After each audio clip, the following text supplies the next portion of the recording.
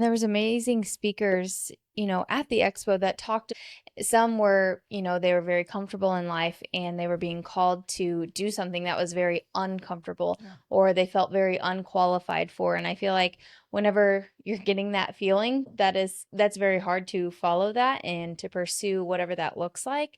But just to have courage in that and have, I guess, patience to look and see what that really looks like for you. God doesn't call the equipped, he equips the called. And I think so many people just coming out of the conversations that were being had were speaking to that. They're like, wow, that resonated so much with me.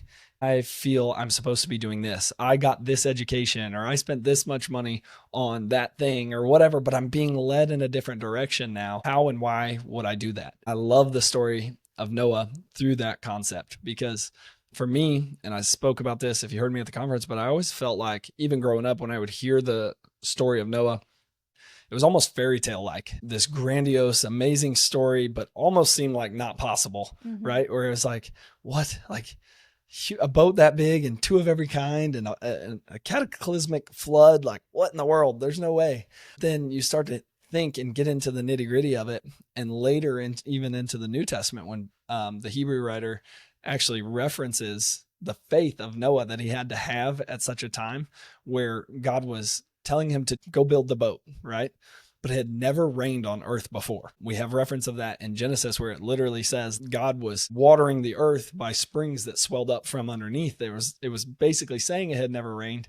Okay, we're all, as parents who want to put Christ first in our families' lives, we're being called to something that is, by society standard, crazy, right? And so that's enough. But if you're even being called past that, and you're supposed to be stepping out and starting a new adventure or a business.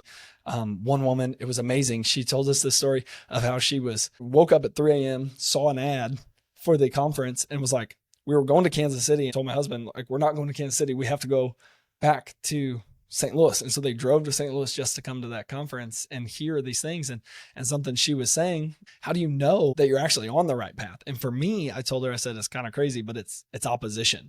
Like, if Mhm. I feel like Satan is getting inside my head and telling me, don't do that, you can't achieve this, why would you do that, that's a crazy idea, I'm like, oh, okay, I'm on the right path. And this is definitely something that God is pointing me towards.